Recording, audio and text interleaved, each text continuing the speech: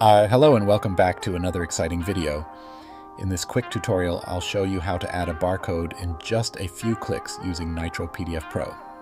So, without wasting any time, let's jump right in. First, open Nitro PDF Pro and head to the Form tab in the top toolbar. Here you'll find the barcode icon. Click it. Then simply draw where you want your barcode to appear on the page. The barcode will appear, but wait, we want to customize it. To do that, right-click on it and go to Properties. This is where the magic happens. In the General tab, give your barcode a name so it's easy to identify later. In the Options tab, you can change the type of barcode. For example, instead of a QR code, you can select a different type of barcode. Below, you can also adjust the size to make it fit perfectly. The real power comes in the Calculate tab.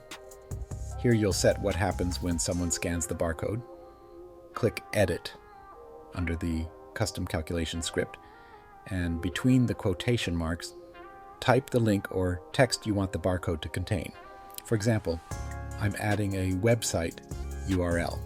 Now, when scanned, it'll take users straight to that page. You can also add a reference text in the barcode reference field for extra clarity. Once you're happy, close the window. Your barcode is now ready to scan. Try it with your phone's camera or a barcode scanner to make sure it works perfectly. And that's it. Now you can easily add professional barcodes to invoices, forms, or even digital business cards. If this helped you, don't forget to hit the like button. It really supports the channel. Got questions? Drop them in the comments. I read everyone. See you in the next one.